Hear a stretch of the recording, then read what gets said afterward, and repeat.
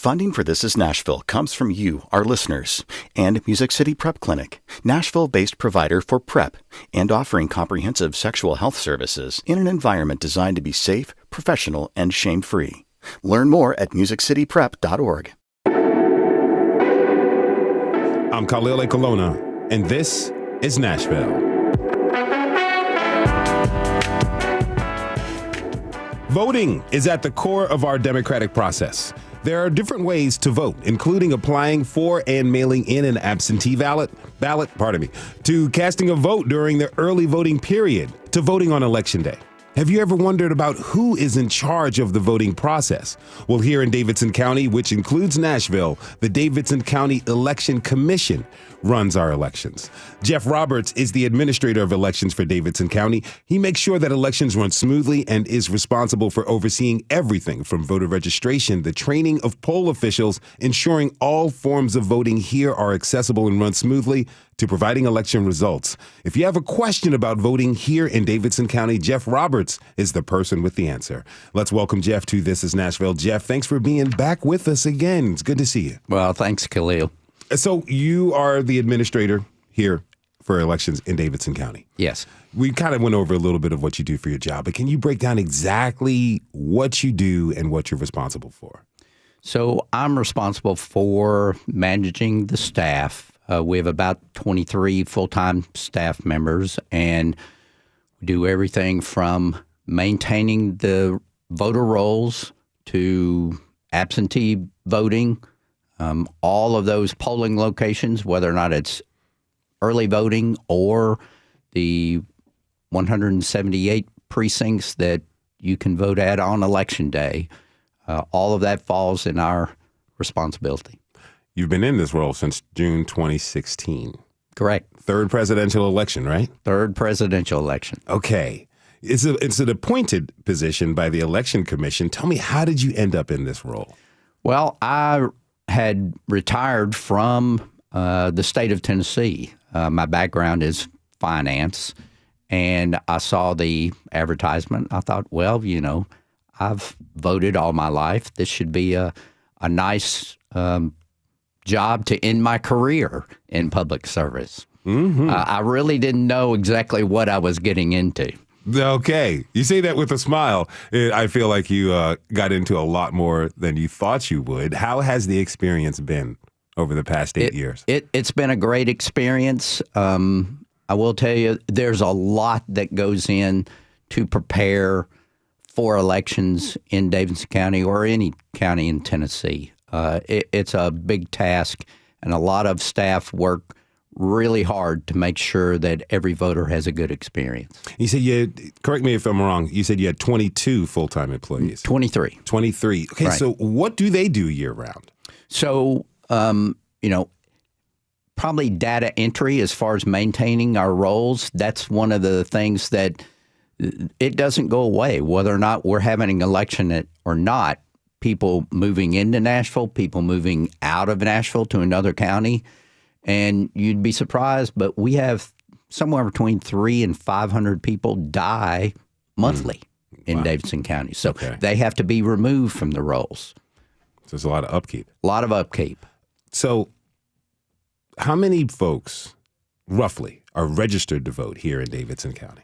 Right now, we have about 520,000 people registered to vote in Davidson County. How many folks normally come out to vote out of that 520,000? So for this election, presidential election, we're anticipating somewhere north of 300,000 people voting. Mm-hmm. For your local elections or, a midterm, a lot depends on whether or not the public views it as a competitive race. Do I have someone I really want to support? So it could vary there from 200,000 down to 75,000. So you have an estimate of potentially 300,000 people voting this time around. What were the numbers in 2020?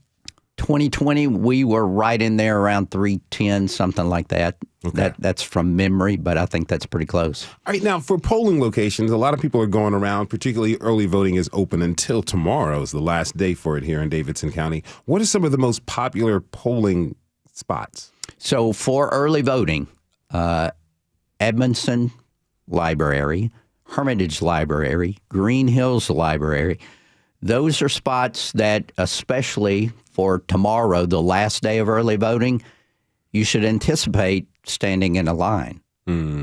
How long? It really varies what time of day you get there. But at those locations, you're probably looking at a minimum of 30 minutes. Okay. How popular has early voting been this election cycle? It's been very popular.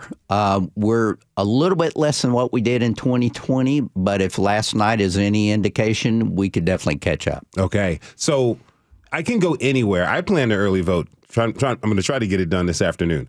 I can go anywhere to early vote as opposed to on election day, I'm only allowed to go to my district, correct? That's correct. So for you here close to the studio, you may want to go to our new location at the Lentz Public Health Center. That's a nice facility. The workers there are ready for you.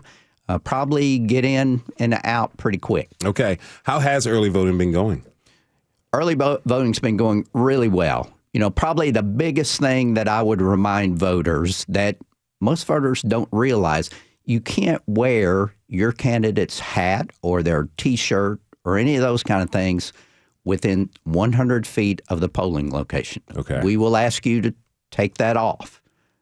So just be prepared. Okay, so it's not like going to a Titans game. You can't tell everybody what team you're on when you go to vote. That's correct. Okay, just make sure listeners know that. Now, there's been some reports that people have had trouble with the touchscreen voting machines. Can you tell us about what's been going on there and what voters need to know? Right. So for this election, we were trying to be a little more environmentally conscious because the stir sticks that we had used in the past, the plastic stir sticks, they're not recyclable. So you can imagine if you have 300,000 people voting, that's a lot of stir sticks. We tried the first day of early voting to have people use just their finger, and we realized pretty quickly that we needed to go back to the stir sticks. There's a little square box in the top left-hand corner beside every candidate's name. Voters were trying to touch that box with their finger. When they did, they, by mistake, touched the line for the candidate above. And that caused that candidate to light up. Okay. The key is touch the middle of the name. Whether or not you use the stir stick or your finger, touch the middle of your candidate's name and you'll be fine. Is that information given to people when they arrive at polling locations? We're giving it to folks when you arrive, and there's a sign on the ballot marking device that tells you to tap the name. All right. So it's important that everyone read the instructions. That's correct. Okay. That's correct. Now, go ahead. And it's important, if you have an issue, stop and ask a poll official. That's the key. We want to make sure you have a good voting experience. So if you have any questions along the way, stop and ask that poll official. All right, I do want to go to some news that occurred earlier this week within the past couple of days. I want to get your thoughts about the incidents that took place in Portland, Oregon, and Vancouver, Washington, where ballot boxes were burned by authorities who were describing with what they call an incendiary device. What was your reaction when you heard this news? You know, it's sad that some individuals want to take away the right to vote from other people.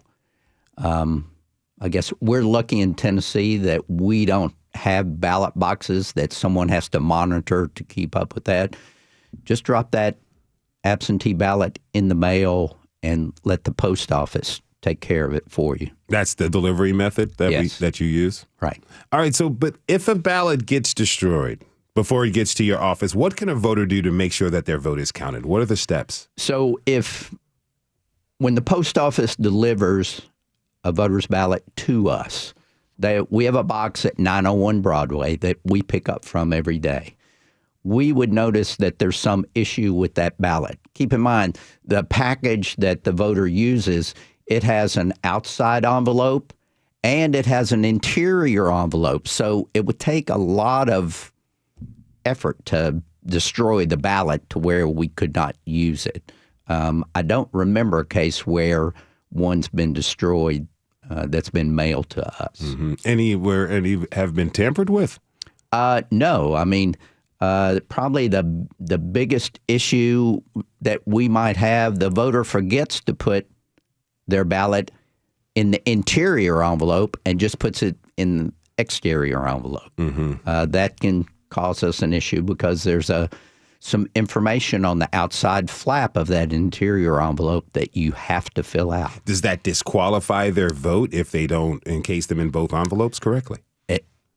If we cannot get back in touch with that voter, let's say now, we're 6-7 days from the voting election day, we would not have time to reach back out and that voter send us another one. Yeah. So, if they sent it to us in September and the ballot was somehow damaged, we would have time to reach out to the voter and say, let's try to correct this. Okay. I want to talk a little bit about poll officials now. These are folks who run the polling stations where we go vote. Last week, This Is Nashville producer Catherine Ceces went out to the Southeast Library in Antioch and spoke with Regina Morrow, who has been working as a poll official for over 40 years, y'all. Let's take a listen to what she had to say about being a poll official.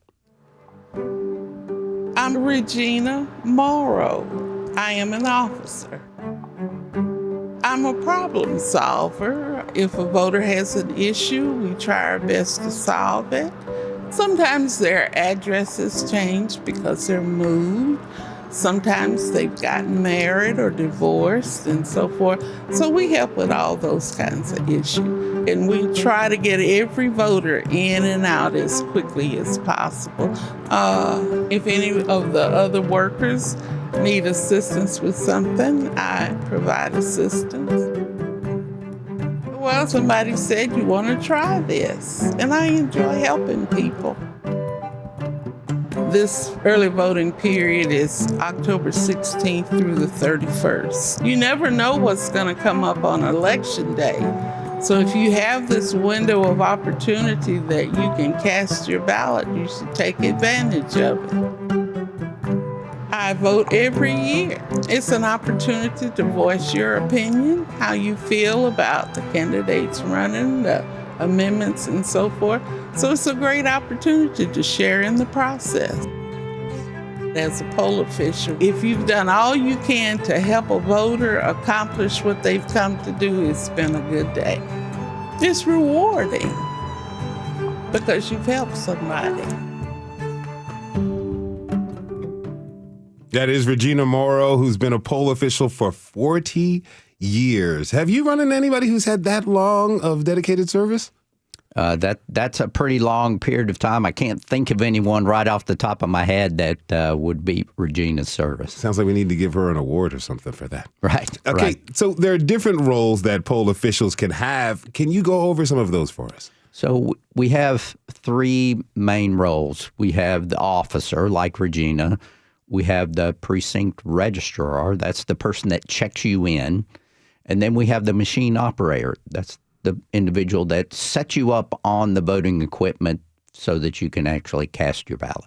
How many folks are normally stationed at polling locations? So it varies depending on how many voters are assigned to that particular precinct. It could be as many as 12 and as few as 4. Mm-hmm. We will have somewhere for this election right there around 1,650 poll officials. Wow, 1,650 people. And a lot of those are just working for one day, election day. But That's then correct. There's some like Regina who work through the entire early voting period.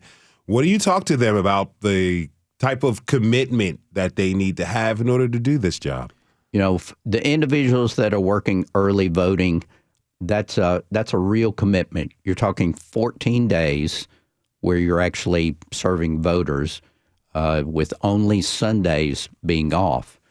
You're also looking at Tuesdays and Thursdays working 12 hours. Could be even more than that if there's a line, because if the voter's in line at 7 p.m. when we close, they get to vote. Mm-hmm. Why are Tuesdays and Thursdays exceptions? Well, Tuesdays and Thursdays were open until 7. On Wednesdays and Saturdays, we're open until 4:30. Mm-hmm. And then on Mondays and Fridays until 5:30. It's really to give these poll officials a break. Okay. You can imagine working 12 hours a day for 14 days straight. Yeah. That's a big lift. They've done that before. It drives one a little loopy, I'd say. Right. All right, so who is eligible to become a poll worker? You have to live in Davidson County and be 16 years old That's it. and a registered voter. Okay. Well, the exception for the 16-year-old, the other folks. How many 16-year-olds do you normally see? We don't have very many 16-year-olds. Now 18-year-old, we are starting to get a few of those. Our average age, though, is probably in that 65 range. Okay. Just because these are people that have retired from their career and they're looking for a little something to give back to their community. What have some of the young folks, the 18-year-olds, what have they said to you about why they're dedicating their time to do this? I think it's just the excitement of being part of the process that, especially presidential elections, it's something you can tell your friends and family that you were there, you participated in it. Okay, so what type of screening process do folks need to go through before they are hired? So we do a limited background check as far as are you on the sexual register. Mm-hmm. Outside of that, we're hiring you in as an employee for Metro government. So your typical, Social Security card, your W-9, all of those kind of things. There isn't really a huge screening, I would say. We're looking for people that are interested in serving their community. Can you walk us through the training they go through a little bit? Right. So your new folks, they come to an orientation class where we spend about an hour with them, giving them an idea of what to expect. What is Election Day going to be like?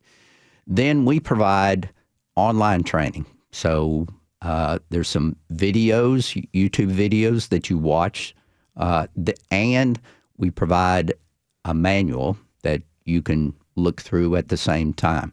And there's a test that we give to determine if you captured all the information that you need to know before you're helping voters. Is it a one-chance only test? No.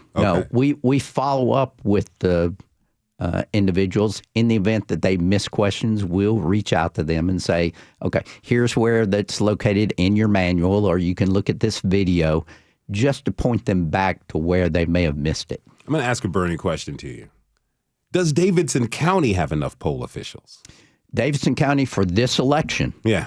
we have enough poll officials. Now, keep in mind, everybody wants to work the presidential election. May of 2026, when we're having a primary, people may have vacations and other things that they would like to do. Mm-hmm. So it's a little more challenging to staff those type of elections than the presidential. All right, we're talking with Jeff Roberts, who is the administrator of elections for Davidson County. We're going to take a short break. When we come back, we'll continue the conversation with Jeff and two poll officials to hear more about what happens behind the scenes at polling stations on Election Day. And as a friendly reminder, tomorrow, October 31st, is the last day for early voting here in Davidson County before next Tuesday's big Election Day. Jeff is going to stick around with us, and we hope you do as well. We'll be right back.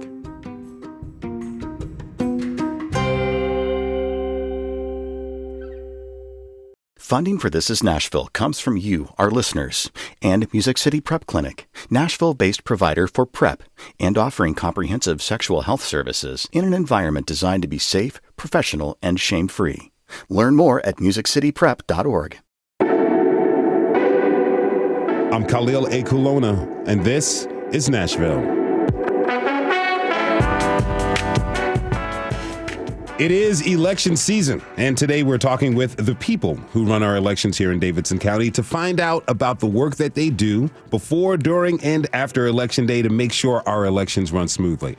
Joining us now are Christiev Alphin and Mark Blankenship, who are both poll officials who will be working on Election Day here in Davidson County. We also have with us still Jeff Roberts, the administrator of elections for Davidson County, who's kindly stayed with us through the break. But I'd like to welcome Christiev and Mark to This Is Nashville. Thanks for being here, y'all. My pleasure. Okay, so You both are poll officials. You've got a lot of people coming up with the opportunity to help elections during this time, but not everybody takes that next step.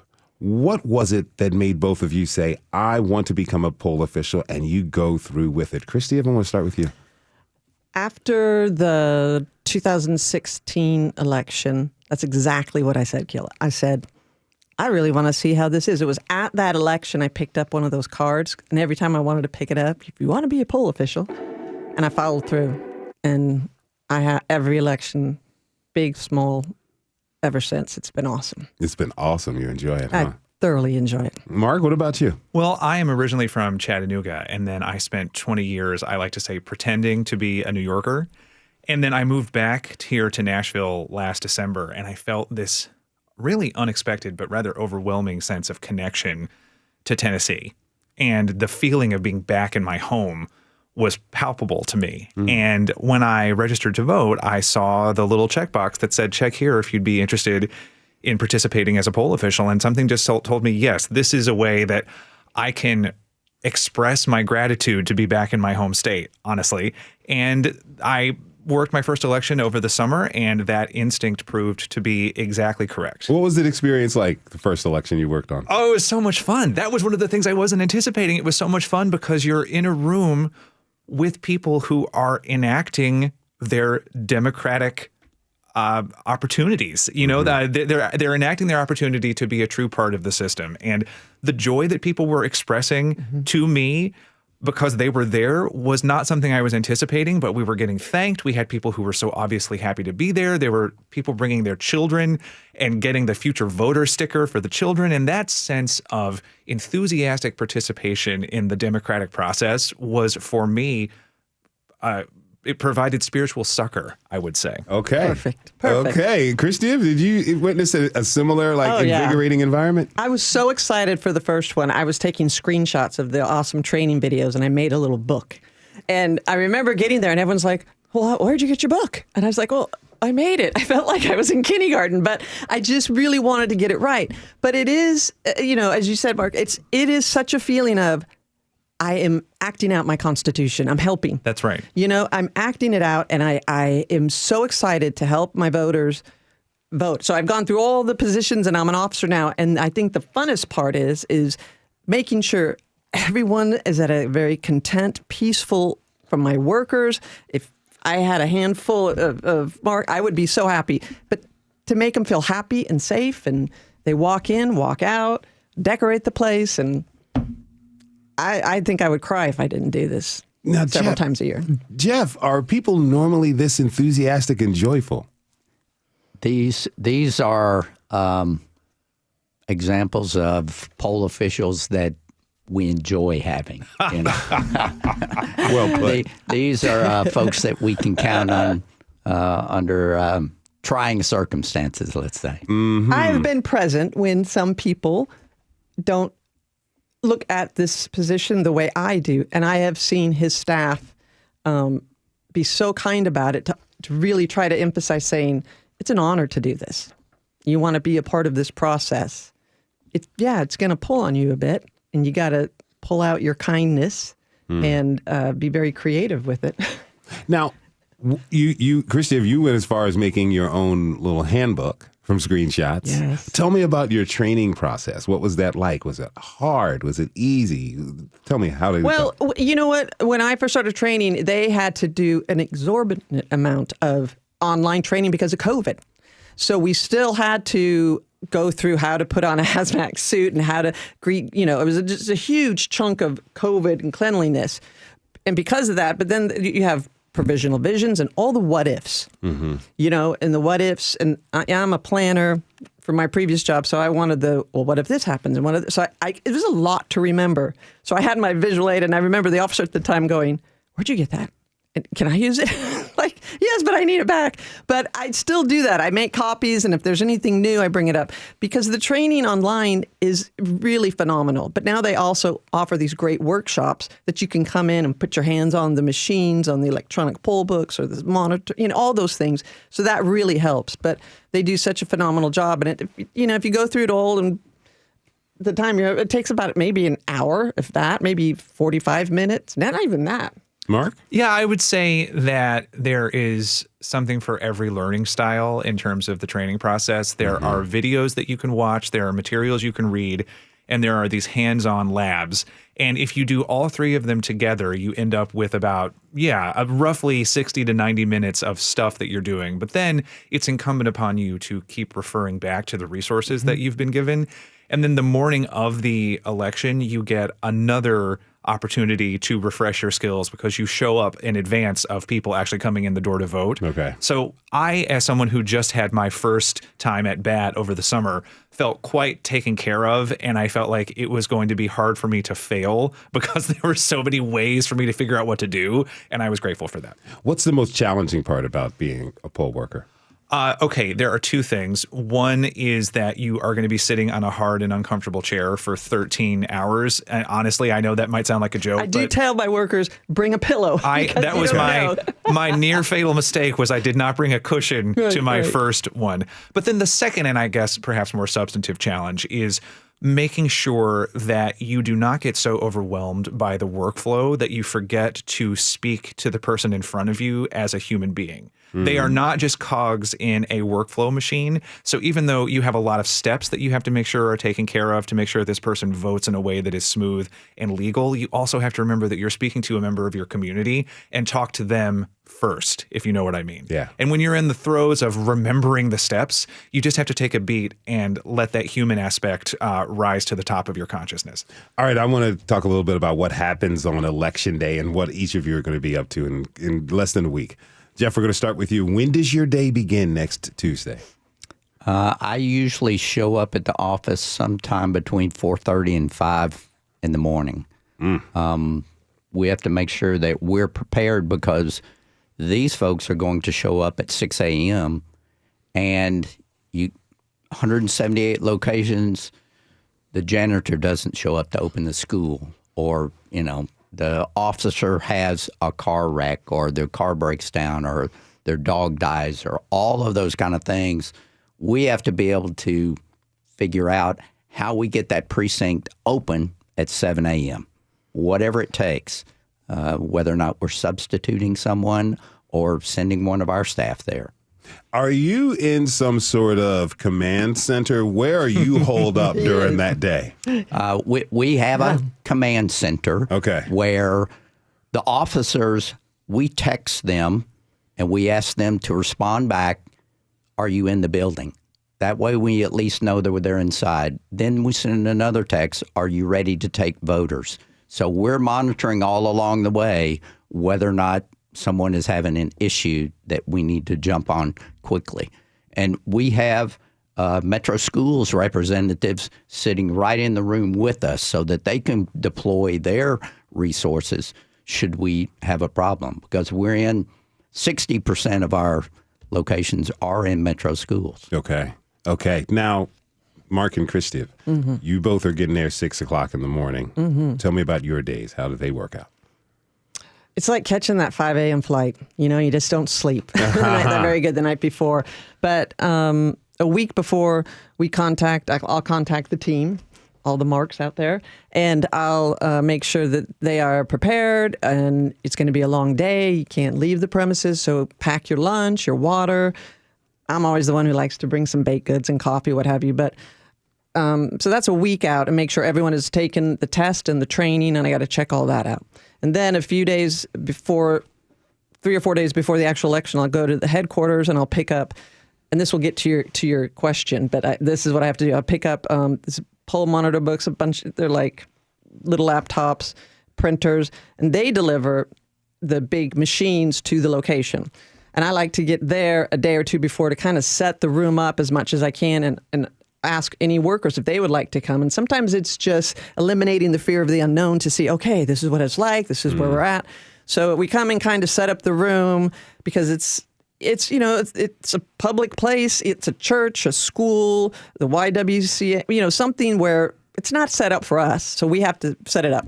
So then the morning of, I get there at 6. And if I haven't had a chance, because there have been times I hadn't had a chance to go in the day before because school or something, then we all get around and put everything together, and I make everyone that's first-timers let me know. So that I'm here. If you need anything, you can practice. We will put you number 3 for the person to come to so you can see anyone else.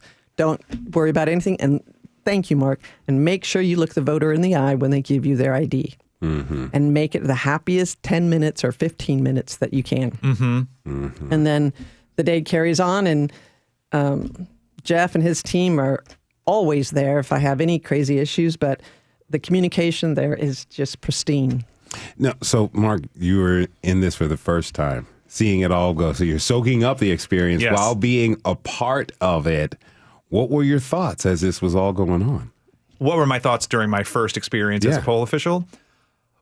Honestly, one of my thoughts was I am having a lot of fun. Were you nervous? No, I am a born ham. So I was given the opportunity to be a registrar, and I thought, ooh, all right, I'm going to be the smiling face that greets you when you come in. Come on to my show is kind of how I felt about it. Okay. But it was really a delight because the community of folks who came out to vote in August at the location where I was stationed were just, again, very happy to be there. And if you're bringing in happy energy, I've got some happy energy coming right back at you.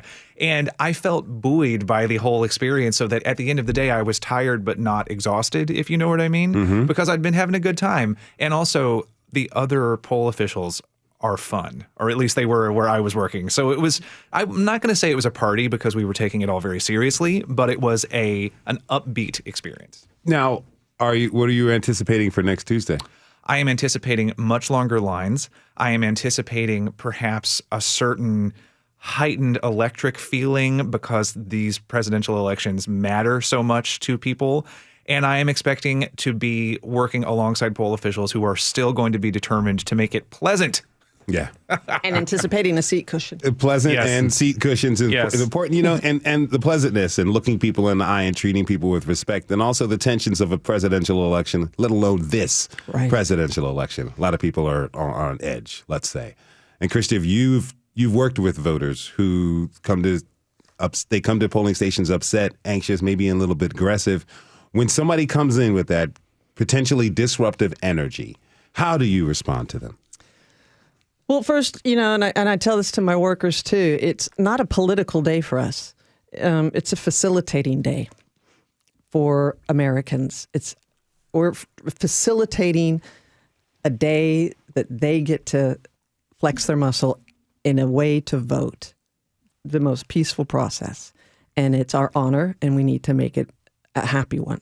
So when people are already coming in, and I can sense them in line, truly, that I will literally go up to them and, how are you doing? And thank you. Where are you coming from? Because they'll start talking loud. And, you know, you got to remember, people, that when you're in line with everyone else, not everyone around you might like oranges. They love apples and they really don't like oranges.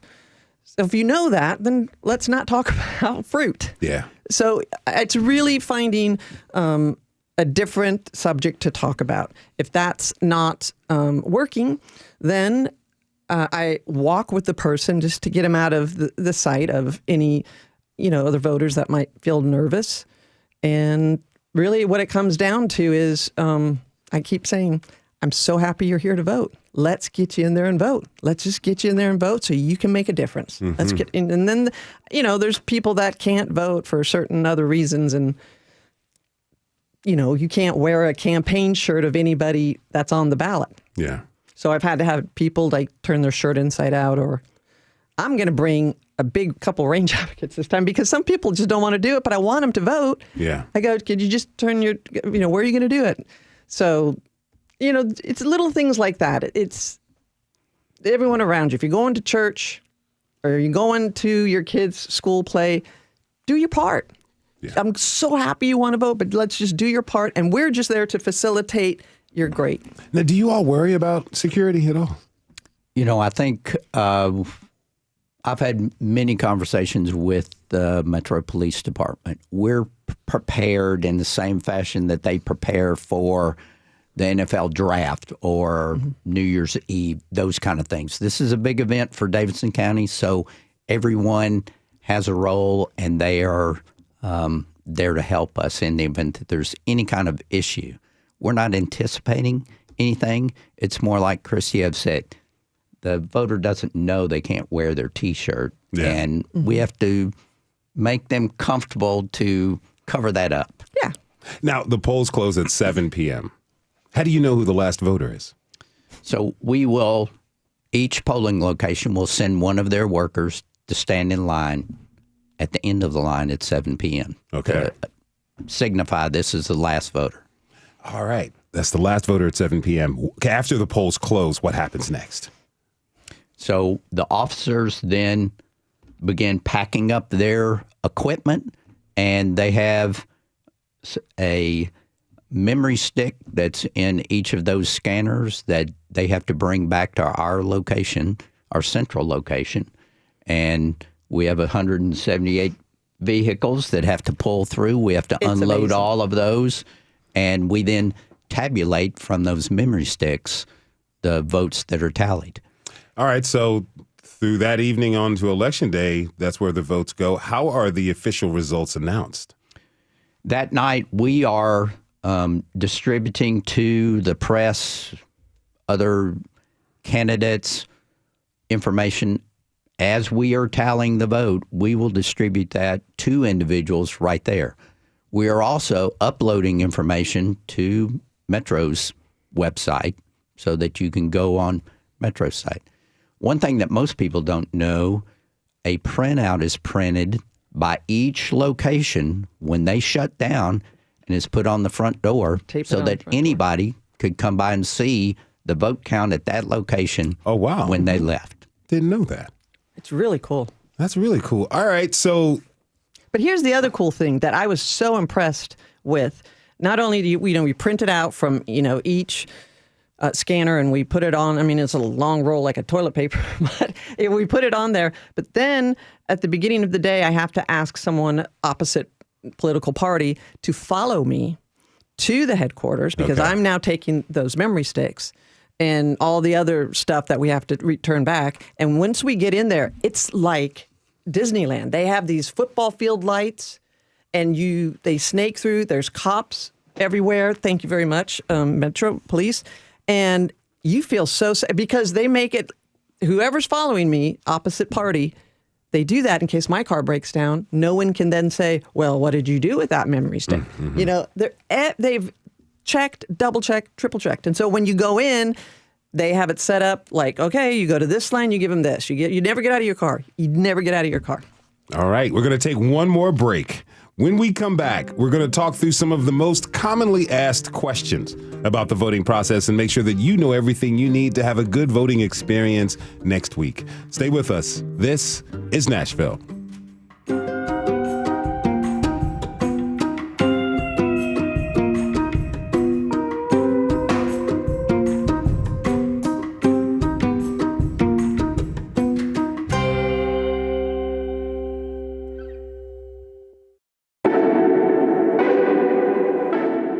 I'm Khalil Colonna, and this is Nashville.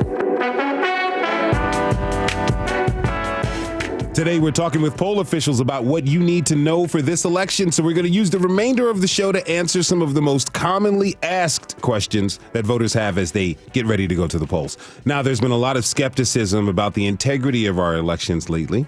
If votes can be cast at legitimately registered voters, if both votes are tallied correctly, if the results are accurate, you all are working with these elections. You're seeing what's on people's minds, and you're seeing what happens actually on the ground.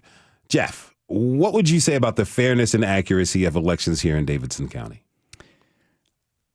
For your average voter, they need to know that they are extremely fair. And one thing that most people don't know, when you check in, we then compare how many people have checked in to how many votes are in on that scanner at every location. So there's not a real opportunity to send more ballots, pull them out from under a table or whatever, because we're going to check that right off. Okay. And if there's any kind of discrepancy, we can look at the paper ballot. We've got a printed tape that, in addition to putting it on the door, the officers bring that printed tape back to us also. So there's multiple checks and balances along the way for us to make sure that this is a fair election. Got two questions about absentee ballots. What are they, and when do they need to be postmarked? Anyone can answer. So we have to receive the absentee ballot by close of polls on Tuesday. Okay. So your best opportunity at this point in time is if you have an absentee ballot that you have not already put in the mail, I would recommend you take it to 901 Broadway. That's where our post office box is. Go inside, actually hand it to the clerk and tell them to put it in our box. That way, you don't take the chance that it's moving around postal facilities in Nashville and doesn't arrive timely. Okay, now to that end, I have someone very close to the show found out that we were talking about this today, and they posed this, that their relative is going through. They have an elderly aunt who's permanently disabled. Mm-hmm. She has attempted to get an absentee ballot in the mail for months. It still hasn't arrived. How can she cast her vote? It's very, very difficult, if not impossible, for her to go to a physical location. She's been wanting to get her absentee ballots, but nothing has come in the mail. What is she to do? So you can request an absentee ballot 90 days before the election. For future elections, I would advise you, if you've sent it in and you don't receive it within 2 weeks, you start calling. We have no real control over the Postal Service as to, what happens to your request or your ballot in the mail. But for your person that's inquiring, call our office. We can mail you out another ballot, and then you can drop it off at the 901 Broadway. Could potentially a relative of hers pick up a ballot for her? Can't pick up a ballot. Gotcha. Law requires us to put it through the mail. Okay. Well, thank you for that. All right. So, where can people look up the status for their voting registration? Because I'm sure there's a lot of people scrambling right now to make sure that they're registered to vote. Where can folks go? The best place to go is Go Vote TN. There you can look up to see if you're registered. You can look up based on your address to know what precinct you're in, where your precinct is located, and you can get a personalized sample ballot on that same website. All right. Sample ballots. You mentioned it. Where can people, that's where they can go to find out what they're voting for. How effective are they? I would tell you that the Davidson County residents have become very accustomed to us mailing a sample ballot to every household. Most counties don't do that. They put it in the newspaper, and people don't read newspapers like they used to. Mm-hmm. So we send one out to every household. Everybody should get one. Look at your mailbox. Everyone should get one. All right. So let me ask you this, Mark. What do people need to bring with them to the polling station so they can vote? They need to make sure that they have a government-issued photo ID. Right. I'm looking to Jeff to confirm. Not just government, but Tennessee state government or federal government. Yes. Exactly. A passport would be acceptable. Okay. A Tennessee state driver's license would be acceptable. Those are going to be the types of things that we're going to need in my position to check you in the smoothest possible way. Okay, what if someone moved recently? What if someone moves to Tennessee over the weekend? This is a big deal. A lot of people get, they come in and they're so excited and they're not at the right. I said, your name's not here. Oh, I voted here forever. I know districts have changed. So even the app's great. Go Vote. TN.gov. Yeah, that's a great one to see, and you can scan any of it to see where your precinct is, because sometimes those lines change just a little. But the good thing is, we can give them, I call it a fast pass. We print out where they go, and it's a short distance, normally just around the corner. I'm curious about what assistance is available to people who have like visual, hearing, or other impairments at polling I was going to bring that up because I've had several elderly people, and maybe your friend this will apply to, come in and they want someone to help them walk them up. We have a beautiful system for hearing impaired, for even sight and braille on many of our places that you're set up to help. But if you are bringing a parent or a loved one in that's elderly, your parent or loved one has to say, I need help. I need assistance. I can't ask you. I can see, and if I see anyone in a wheelchair or crutches, I'll bring them immediately to the front. I won't make them wait. But then we fill out a little form, and we get the person's driver's license, who's ever helping them, and then they can go in and walk the process with them to help them vote. So I don't want anyone to think if they didn't get their ballot in the mail, if someone can physically take you there, you will go to the front of the line. But whoever you're bringing has to say, I need help, and I brought this person to assist me because I'm impaired in this manner or that manner. So it's incumbent upon people who may be in the need of help to say that specifically to a poll worker when they get there. Because it would be inappropriate for us to assume that we understand someone's situation and tell them that they need help. They need to make sure that they express that to us. Yeah. What happens if there's a problem with like the voting machine, or I don't follow your advice, Jeff, and tap the middle of the name, I tap the right-hand corner of the name. If I selected the wrong person, what do I do then? So the key is on the machine, you have a review screen. So you can see all of your choices. Then once you print it out, that's another opportunity for you to review and make sure your choices came up just like you had chosen on the screen. If that doesn't happen, you have an opportunity for a do-over. Just mention that to the poll official that you need to have another ballot. We will get you another ballot. As long as you do all of that before you put it in the scanner. Gotcha. Once you put it in the scanner, we can't undo it. Okay. So do you have to go back to the line if I'm taking a mulligan, so to speak? No, not at the back of the line. They will take you right back up to the precinct registrar. They will issue another ballot to you so that you can start over. All right. Here's a question I have. What can I take into the ballot booth? Can I take kids if I've got a baby? Can I take food if I'm eating a slice of pizza? You can, but, sometimes kids are distracting. I'm from a big family, and I'm sure, Mark, you're this way. I'll always have little treats, or I'll help distract them, or I'll hold babies. Food, there's nowhere to set it. You can't. What else have we have? We, in the poll... Your phone, you can't bring your phone, but a lot of people have all their notes on it. So that's pretty obvious. But I pass out a ton of the sample ballots while they're in line. So you can't bring your phone in? You can use your phone. Oh, I can. To, let's say, look at your sample ballot. You've made your choices on your phone. You can do that. Your phone, you can't use it to talk on the phone while you're in the voting inside the room. You can't take pictures, nor can you film. Okay. So you can have it with you. That's fine. There's no recording. So let's say, I'm with a group of people, first-time voters, right? They're super excited. They're standing in line outside of the polling location. Are they allowed to take videos and selfies and Instagram stuff there? Outside the polling location, it's pretty much whatever you want to do with your phone. Once you walk into that room, that's where there's no video, no filming, and no talking on the phone. Okay. That's where mistakes happen. Plus, you have kids that are of tender age. So, parents don't want their kids on someone else's film.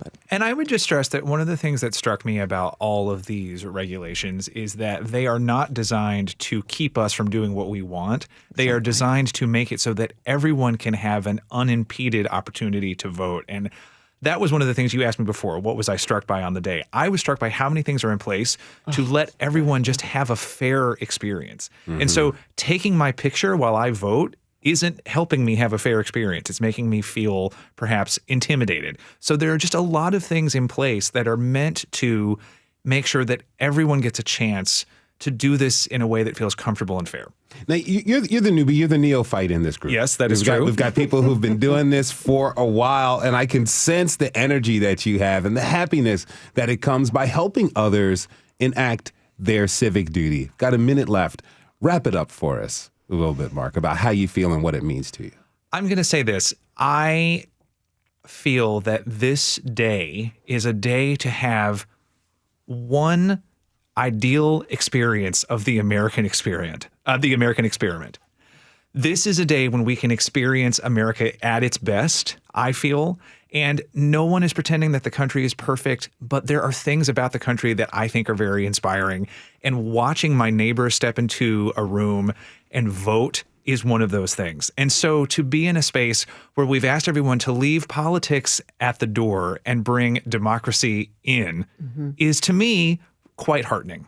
You are very, very convincing. You got me wanting to sign up. Have you It really have is. you It's an canvassed American and day. got your friends involved? Next thing you know, we're going to see him on the. But it is. It's the funnest day to be. I am so happy to be voting. I really appreciate having you all here with us. Christiev, Alphin, and Mark Blankenship are both poll officials in Davidson County. They're gearing up for work next Tuesday on Election Day. And Jeff Roberts is the Administrator of Elections for Davidson County. Thank you all for being here, and thank you for helping us to vote. Really appreciate it. Appreciate My you. pleasure. Sounds good. And as a friendly reminder, today we spoke to officials from the Davidson County Election Commission. If you are listening to this and live outside Davidson County, you can find information relevant to you and your county's election commission.